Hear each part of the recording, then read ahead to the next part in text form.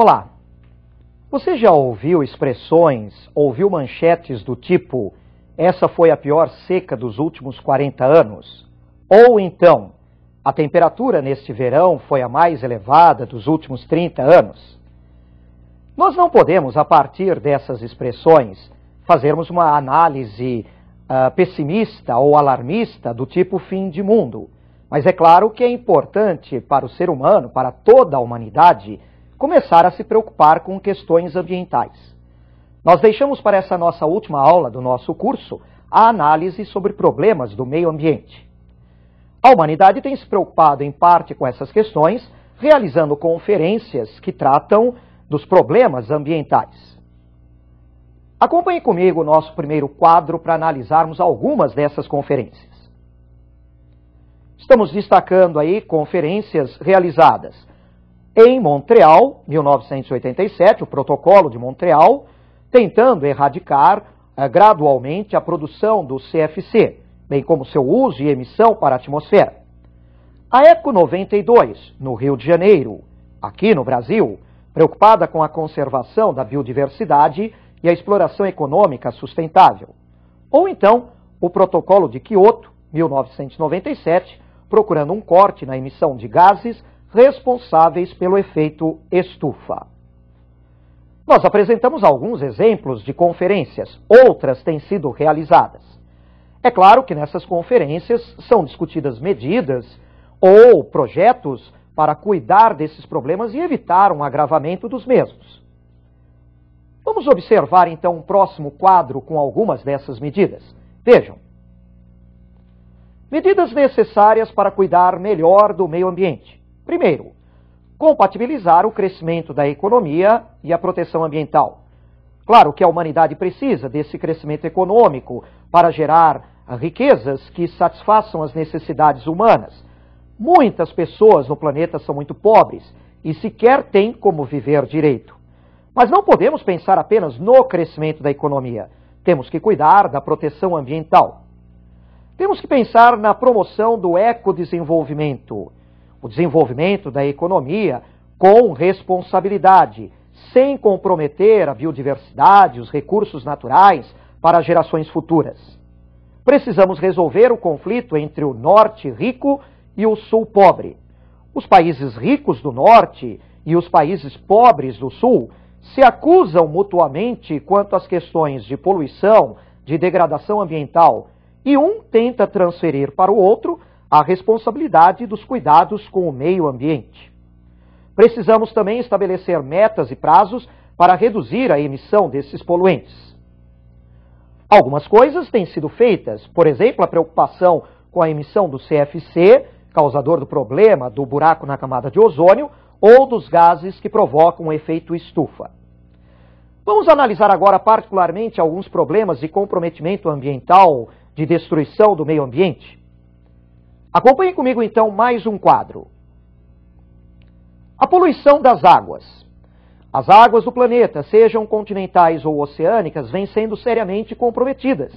É um dos maiores problemas que a humanidade deverá enfrentar neste século XXI. Poluição pela emissão de esgotos diretamente em rios, represas, os vazamentos de petróleo que preocupam muito, o despejo de lixo em locais inadequados, o uso indiscriminado de agrotóxicos ou o de mercúrio nos garimpos, produtos químicos que acabam contaminando as fontes de água. Não são apenas as águas do planeta que vêm sendo contaminadas ou prejudicadas. Temos outros exemplos para analisar. Siga comigo então em mais um quadro. Agora nós estamos observando o comprometimento dos solos, também fundamentais para o ser humano, para a prática da agricultura. Os solos vêm sendo sistematicamente contaminados pelo uso indiscriminado dos agrotóxicos, pelo uso do mercúrio nos garimpos, pelo depósito de lixo também em locais inadequados. E um problema muito grande em vários locais no planeta é o problema da desertificação. O uso de técnicas agrícolas inadequadas tem comprometido solos, desmatamento excessivo. Isso tem provocado não só a erosão dos solos, a perda destes solos, como a desertificação em muitos locais. Nós já vimos isso, inclusive, no continente africano. Agora, Me acompanhe em mais um quadro. A poluição do ar. A atmosfera do planeta vem sendo poluída de diversas maneiras. Queimadas em florestas ou na agricultura, a emissão de poluentes pela queima de combustíveis fósseis, por indústrias, por veículos. Isso nos tem trazido problemas sérios, como as chuvas ácidas nas grandes áreas urbanas e industriais, o problema da inversão térmica, que afeta, por exemplo, a Grande São Paulo no período entre outono e inverno, o efeito estufa e o buraco na camada de ozônio, que são problemas de alcance mundial. O efeito estufa e o buraco na camada de ozônio merecem um cuidado especial, porque podem trazer à humanidade sérios prejuízos e talvez até comprometer a própria sobrevivência de muitas espécies, incluindo o ser humano, no futuro, caso esses problemas se agravem muito. Agora nós vamos analisar mais algumas questões ambientais através de alguns mapas. Vamos ao primeiro mapa em relação a problemas no Brasil. Nós vamos analisar o comprometimento de vários ecossistemas brasileiros. O ecossistema amazônico, apesar de uma grande repercussão internacional, não é dos ecossistemas mais alterados do Brasil. Temos 15% de alteração, provocados, por exemplo, pelo desmatamento, por queimadas, erosão do solo. Observamos também nesse mapa a alteração da Caatinga. O ecossistema da Caatinga já foi muito alterado por séculos de ocupação pela agropecuária. Na sequência do mapa, nós vamos observar mais ecossistemas brasileiros.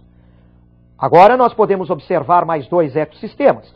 O ecossistema do Cerrado, no Brasil Central, uma destruição muito rápida, um rápido desaparecimento, principalmente pela expansão da agropecuária.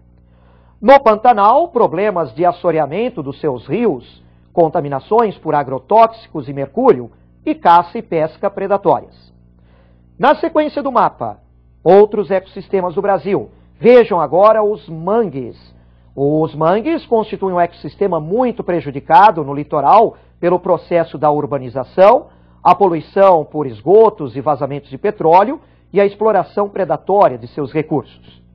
Mais uma vez, observando a sequência do mapa, nós vamos agora conferir o ecossistema da Mata Atlântica, 93% de desmatamento, devido à exploração da própria madeira, à expansão da agricultura, expansão urbana e industrial. Ou então, o ecossistema das araucárias, muito alterado, 98% de desmatamento, com o problema da exploração também da madeira e, lembrando que lá há um reflorestamento, só que com espécies não nativas. E finalizando com o Brasil, o ecossistema dos campos, na campanha gaúcha, nos Pampas, a retirada de matas-galerias junto aos rios, com o avanço da agricultura, promovendo problemas de erosão do solo e de desertificação em alguns locais. Agora vamos lembrar de alguns problemas de destruição ambiental no mundo através de mais um mapa. Observe comigo então a próxima tela. Nós podemos conferir neste mapa problemas de escala mundial e de diversos tipos. Por exemplo, o problema da desertificação, que nós já salientamos, inclusive na aula da África, na região do Sahel. O problema do desmatamento em florestas tropicais, incluindo florestas aqui no Brasil. Rotas de navios petroleiros. Nessas rotas, observamos manchas de vazamento de petróleo contaminando os oceanos. Problemas localizados de contaminação radioativa. Na Europa, por exemplo, lembrando da explosão do reator nuclear de Chernobyl. Áreas com águas poluídas em oceanos, como por exemplo ao redor da Europa, o mar Mediterrâneo muito poluído. E o problema das chuvas ácidas nas grandes regiões urbanas e industriais, incluindo aqui o Brasil. Nesse mapa que observamos, pudemos verificar o desmatamento de florestas tropicais. Não só as florestas tropicais são desmatadas. Vamos então observar uma tabela com o percentual de desmatamento em vários continentes. Vejam comigo. Na Ásia, o percentual de desmatamento já atinge 72%. A África vem a seguir com 66%, a Europa e a Federação Russa com 42%, na Oceania 35%, e vejam, apesar de muitos acreditarem o contrário, Na América do Sul e na América do Norte e Central, os percentuais de desmatamento são os menores nesses continentes. E agora, para nós concluirmos a aula, vamos analisar algumas figuras que tratam de alguns problemas ambientais específicos. Acompanhe comigo então na tela a nossa primeira figura. Nós estamos observando aí o problema da inversão térmica, como já falamos, típico aqui na Grande São Paulo durante o período de outono e inverno. Nessa primeira figura temos a situação num dia normal, sem inversão térmica. Correntes de ar quente ascendentes facilitam a dispersão da poluição. Agora observem a sequência desta figura. Nós vamos verificar o que ocorre num dia com inversão térmica. Nesse dia com inversão térmica, a formação de uma camada de ar frio próximo à superfície impede a formação de correntes de ar quente ascendentes e, com isso, a poluição não se dispersa. Ela fica concentrada sobre a área urbana. Esse é um problema que traz complicações de saúde nos habitantes de algumas grandes áreas urbanas, como aqui na Grande São Paulo. Vamos agora a uma outra figura para analisar um outro problema específico. Vejam agora, estamos trabalhando aí com o problema da perfuração, da abertura da camada de ozônio. Essa camada de ozônio na estratosfera, ela protege a superfície do planeta e os seres vivos que nela estão da entrada de radiações solares nocivas, como os raios ultravioletas. Mas o uso do CFC em vários produtos, o uso de aerossóis, tem comprometido a camada de ozônio, causando aberturas nessa camada e permitindo uma maior entrada dessa radiação ultravioleta.